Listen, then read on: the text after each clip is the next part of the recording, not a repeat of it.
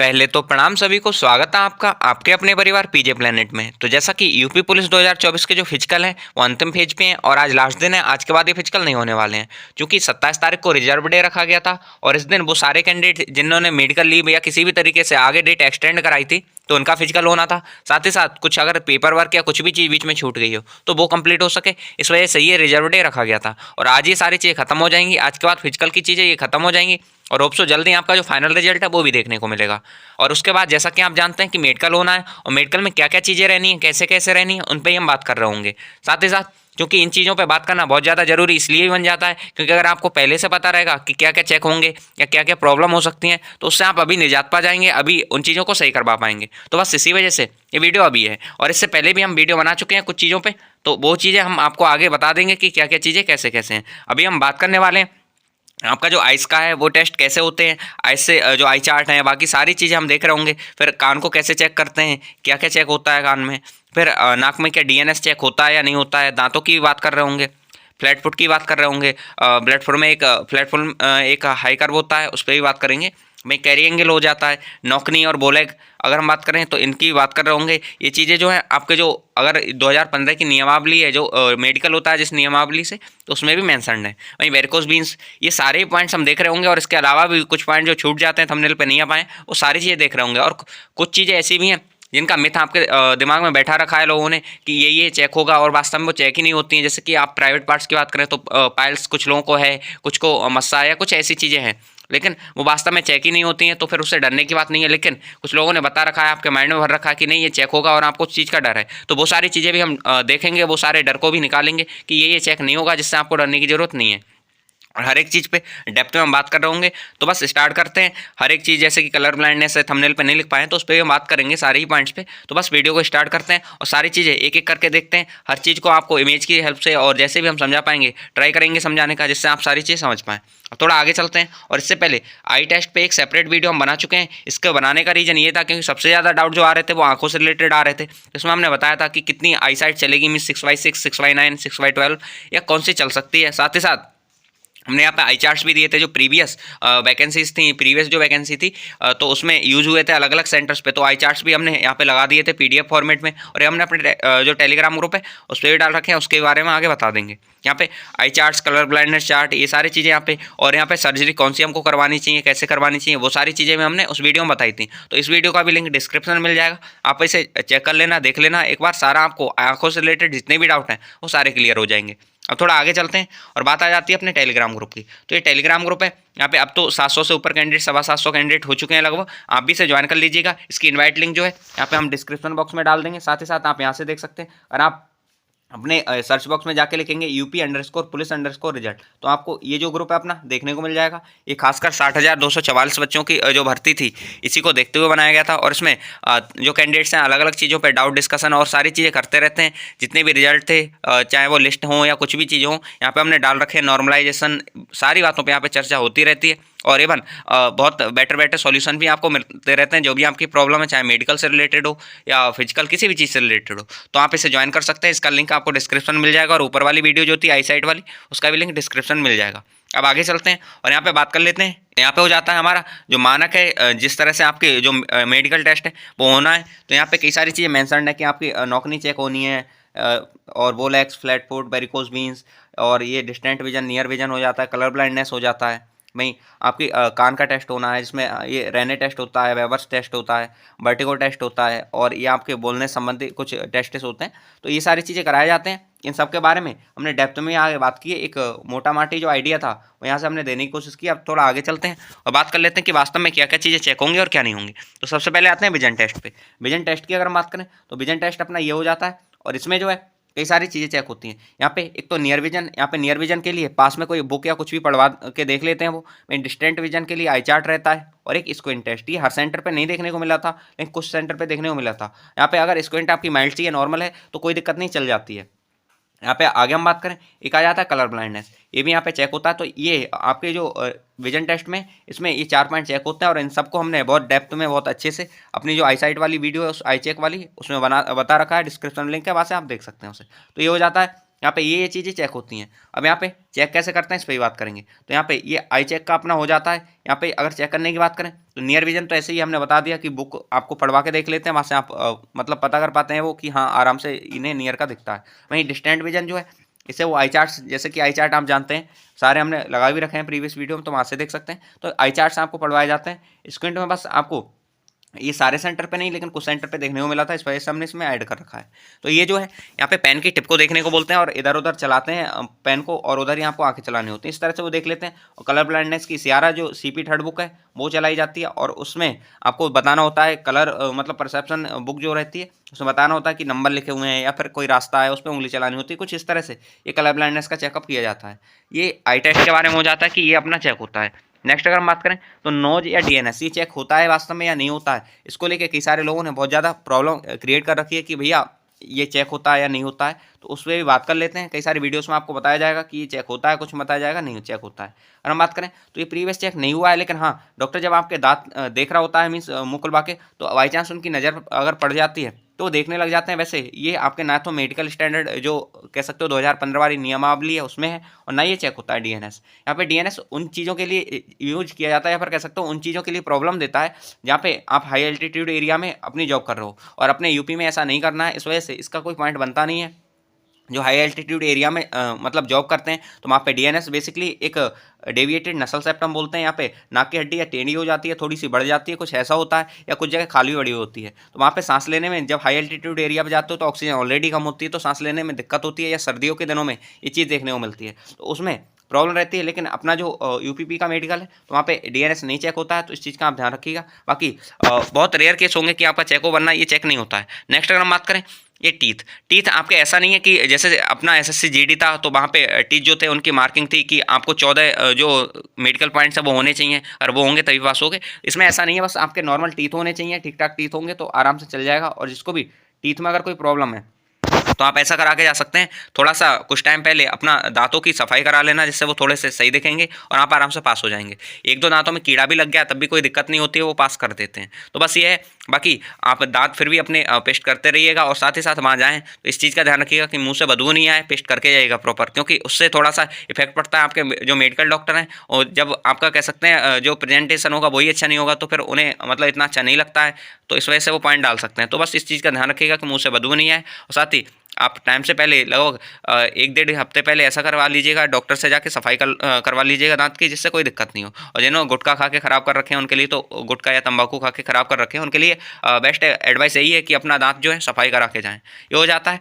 Next हम बात करें ईयर टेस्ट की। ईयर टेस्ट की बात करें, कुछ सेंटर पे तो ऐसा था कि वहाँ पे उन्होंने ये जो अपना ऑटोस्कोप होता है ये लगा के नहीं देखा था, लेकिन कुछ सेंटर पे देखा गया था, तो इस वजह से हमने ये पिक भी लगा दी है। तो इस तरह से आपका ईयर टेस्ट होता है।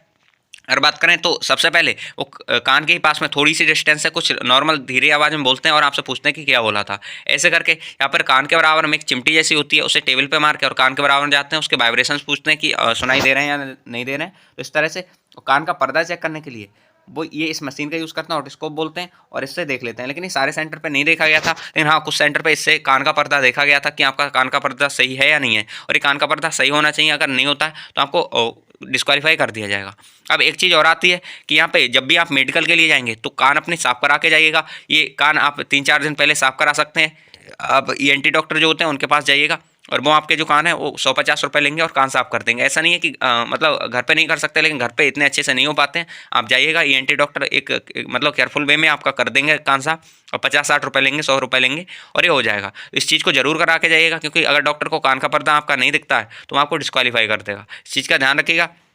नेक्स्ट हम बात करते हैं यहाँ पे कैरी एंगल। अब बात आती है, कुछ कैंडिडेट कह रहे थे कि भैया कैरी एंगल इसमें चेक नहीं होते हैं, तो यहाँ पे कैरी एंगल वैसे एक पॉइंट तो बना के नहीं दे रखा है नियमावली में, लेकिन प्रीवियस टाइम में चेक किए गए हैं कैरी एंगल, तो इस वजह से हम इस चीज़ को बता रहे हैं। अब यहाँ पे कैरी एंगल की एक चीज़ यहाँ से देख लीजिए, डॉक्टर आपका हाथ फैलाने के बोलता है, ऐसा नहीं है कि यहाँ पे गोनियोमीटर रख के आपका जो कैरी एंगल यहाँ पे नापा गया हो, ऐसा नहीं होता है। लेकिन हाँ आपका जो कैरी एंगल है वो चेक किए गए थे, हाथ सामने फैला के बोले थे, और इस तरह से पॉइंट भी पड़े हैं कैंडिडेट के। तो इस वजह से हम बता रहे हैं कि आप इस चीज़ का ध्यान रखिएगा। कैरी एंगल ऐसा नहीं है कि बहुत ज़्यादा वो नाप के देखते हैं, गोनियोमीटर लगा के किसी के हाथ पे नहीं देखते हैं, लेकिन हाँ नॉर्मली उनको आइडिया लग जाता है कि इसके बहुत ज़्यादा है बहुत कम है, तो इस तरह से दे देते हैं। बाकी जो आपके नियमावली है वहाँ पे रिटर्न में नहीं है ये कि आपका ये चेक होगा, लेकिन हाँ चेक होता है। तो यहाँ पे सबसे अगर इसकी बात करें तो आपका नॉर्मल हैंड जो होता है यहाँ पे ये रहता है, और यहाँ पे जब 20 से 22 डिग्री का भी एंगल है तो चल जाता है, कोई दिक्कत नहीं। लेकिन उससे ज़्यादा हो जाता है तो इसे क्यूवेटस बेलगस बोलते हैं, और यह क्यूवेटस बेरस बोलते हैं जब ये अंदर की तरफ मतलब हाथ मुड़ जाता है, या कह सकते हो एंगल कम हो जाता है। तो इस तरह से बस ये जो एंगल है वो चेक किए जाते हैं,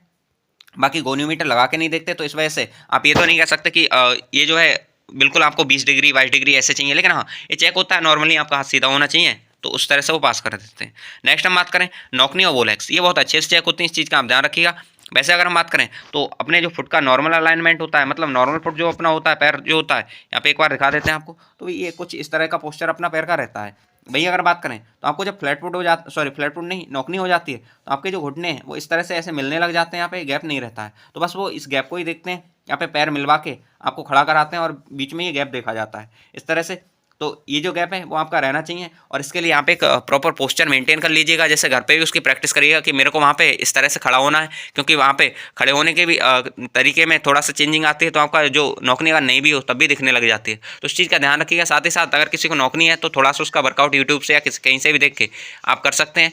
और इसके अलावा एक चीज़ और होती है, एक पॉइंट और रह जाता है, ये मैंसनड भी है आपकी जो नियमावली है उसमें, ये बोलैग हो जाता है। यहाँ पे नौकनी का जस्ट अपोजिट अपना बोलैग होता है। नौकनी में जो पैर होते हैं वो आपस में मिलने लग जाते हैं, बोलैग में पैर दूर ज़्यादा जाने लग जाते हैं। तो यहाँ पे जो होता है इसके लिए भी वहाँ पे फेल कर देते हैं बोलैग्स में भी। तो इस चीज़ का आप ध्यान रखिएगा। नौकनी और बोलैग्स ठीक ठाक तरीके से चेक किए जाते हैं और इसमें पॉइंट भी पड़ते हैं। तो नौकनी और बोलैग के बारे में हम बता चुके हैं आपको, इनका पॉइंट पड़ता है। नेक्स्ट अगर हम बात करें तो आता है वेरिकोस बीन्स, ये भी यहाँ चेक की जाती है। वहाँ पे वेरिकोस बीन्स यहाँ पे पैर के पीछे या पैर के साइड में भी हो सकती हैं। ये कुछ नसें होती हैं जो टाइट टाइट दिखाई देने लग जाती हैं, और यहाँ पे वैसे कुछ लोगों के ऐसे ही दिख रही होती हैं, लेकिन वास्तव में वो नौकनी मतलब सॉरी वेरिकोस बीन्स नहीं होती हैं, लेकिन कुछ लोगों के वेरिकोस बीन्स होती हैं। तो उस चीज़ का आप ध्यान रखिएगा। अपने डॉक्टर से एक बार बात कर सकते हैं कि ये वेरिकोस बीन्स हैं या नहीं है। अगर वेरिकोस बीन्स नहीं है तो आपको डरने की कोई ज़रूरत नहीं है, लेकिन अगर वेरिकोस बीन्स हैं तो वास्तव में यहाँ पे डरने की ज़रूरत है, क्योंकि ये चेक की जाती हैं। और एक चीज़ और, यहाँ पे वेरिकोस बीन्स चेक करने के लिए वो पंजे के बल आपको चलने को बोलेंगे, कुछ टाइम तक वो चलवाएंगे, लगभग हो सकता है 50-60 सेकंड या फिर 1 मिनट 1.5 मिनट आपको चलवाएं। उसके बाद ये टॉर्च से आपके जो पीछे से वेरिकोस बीन्स हैं ये चेक की जाती हैं। ये नसें, इनकी पहचान अगर करनी है तो आप इस तरह से देख सकते हैं कि छल्लेदार ये नसें होती हैं और ये थोड़ी टाइट टाइट हो जाती हैं। अगर नॉर्मल होंगी, टाइट टाइट नहीं होंगी, तो आप ऐसा समझ सकते हैं कि वेरिकोस बीन्स नहीं है। फिर भी एक बार डॉक्टर से आप देख लेना, और इन्हें लेजर से भी ठीक किया जा सकता है, तो इससे आप चाहें तो करवा भी सकते हैं, और बहुत ज़्यादा समय भी नहीं लगता है इसमें। तो आप आराम से चाहें तो इन्हें सही करा सकते हैं जिसको भी अगर कोई प्रॉब्लम है इस चीज़ में। लेकिन इस चीज़ का पता होना चाहिए आपको कि ये वेरिकोस बीन्स ही हैं कुछ और हैं, क्योंकि कुछ लोग होते हैं, लास्ट टाइम भी एक भाई थे जो जीडी में थे, उन्होंने काफ़ी बार हमसे बोला था कि भैया मैं फेल हो जाऊँगा फेल हो जाऊँगा, लेकिन हमने देखा तो हमको पता चल गया था कि ये वेरिकोस बीन्स नहीं है। हमने उनको बताया भी था कि ये वेरिकोस बीन्स नहीं है, और लास्ट टाइम वो मेडिकल में पास हो गए थे। ये चीज़ हमने पहले ही बोला था कि आप मेडिकल में पास हो जाएंगे, क्योंकि वो वेरिकोस बीन्स नहीं थी। तो बस यही है। तो आपको ये भी समझना जरूरी है कि वो वेरिकोस बीन्स ही हैं या कुछ और है।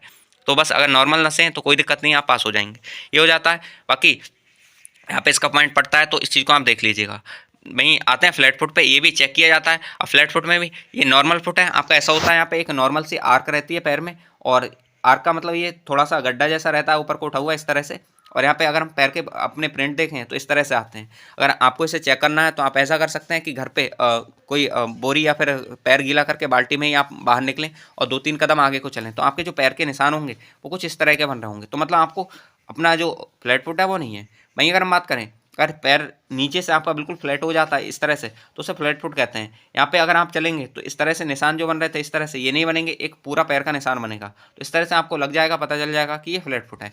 तो ये है। इसमें एक पॉइंट और आता है हाई आर्क का। इसमें जो आपके पैर हैं वो इस तरह से, ये जो गैप है ये ज़्यादा हो जाता है, इस वजह से इसके निशान ऐसे बनते हैं। ये पॉइंट इसमें पुलिस में देखने को तो नहीं मिलता है, और ये बहुत रेयर है, बहुत कम लोगों को ही होता है। लेकिन यहाँ पे जो फ्लैट फुट है वो फालन आर्क कहते हैं इसे, तो ये काफ़ी लोगों के होता है। तो इस चीज़ का आप ध्यान रखिएगा। अगर आपको ये है तो इसमें दिक्कत हो सकती है आपको। और सबसे दिक्कत वाली बात ये है कि इसका जो ट्रीटमेंट है या कह सकते हो वर्कआउट है वो बहुत जल्दी असर नहीं करता है। यहाँ पे कुछ सैंडल्स या जूते भी आते हैं जो थोड़े से बीच से उठे होते हैं, तो उन्हें पहनने से थोड़ा सा डिफरेंस देखने को मिल जाता है, लेकिन बहुत ज़्यादा इफेक्ट इस चीज़ का नहीं पड़ता है। तो बस ये है, इसे बहुत जल्दी सही नहीं किया जा सकता है।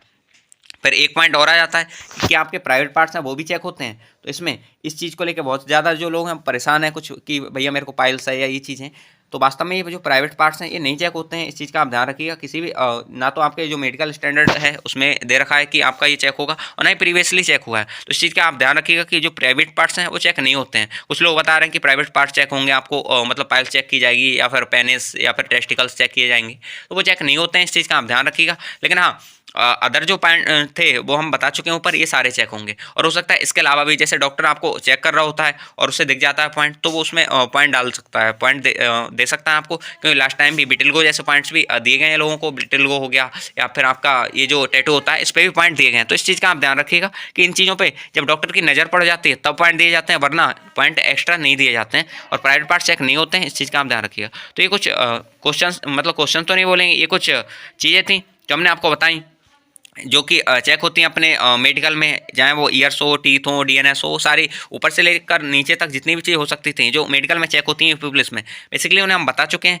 और बाकी कुछ ऐसे पॉइंट्स हैं जो वास्तव में लिखे तो नहीं है और ना ही वो चेक होते हैं, लेकिन कभी कभी डॉक्टर की नज़र आपकी बॉडी पर पड़ती है जब वो चेक कर रहे होते हैं, तो उसे देख लेते हैं और इस वजह से कुछ चीज़ें बिगड़ सकती हैं। बाकी ज़्यादातर यही होता है कि ये जो पॉइंट हैं बस यही चेक होते हैं, इनके अलावा चेक नहीं होते हैं। तो बस यही थे मेडिकल के सारे पॉइंट जो हम आपको बता चुके हैं। होप्स आपको समझ आ गए होंगे। और बस यही मेडिकल में चेक होते हैं और बहुत ज़्यादा हार्ड मेडिकल नहीं होता है यूपी पुलिस का। इवन आप अगर बात करें तो इंडिया में जितने भी मेडिकल हो रहे हैं इस स्टैंडर्ड के या कांस्टेबल के लिए, तो उनमें सबसे ईजी मेडिकल बोले हैं तो यूपी पुलिस का ही है। स्टेट पुलिस के मेडिकल जो है वो काफ़ी ईजी रहते हैं, इतने टफ नहीं रहते हैं। तो इस चीज़ का आप ध्यान रखिएगा। बाकी अपनी शरीर का ध्यान रखिए, बहुत ज़्यादा ऐसा चीज़ें नहीं करिए जिससे कोई दिक्कत हो आपको लास्ट मोमेंट पे, क्योंकि ऐसा नहीं है, मेडिकल के लिए भी 4-5 महीने बहुत माइनर सा टाइम है, ज़्यादा टाइम नहीं है और जल्दी मेडिकल भी आपका हो जाएगा। तो इस चीज़ का ध्यान रखिएगा, final result and then medical ही होना है। तो बस ये, बाकी होप सो सारी चीज़ें आप समझ पाए होंगे। फिर भी किसी को कोई डाउट है, क्योंकि मेडिकल से रिलेटेड सारे डाउट होते हैं कई सारे कैंडिडेट को, तो आप हमें बता सकते हैं, हम आपका जो डाउट है वो दूर कर देंगे। साथ ही साथ आइस के लिए हमने जो वीडियो बनाई थी उसमें आइस से रिलेटेड सारा मिल जाएगा, तो वहाँ एक बार देख सकते हैं।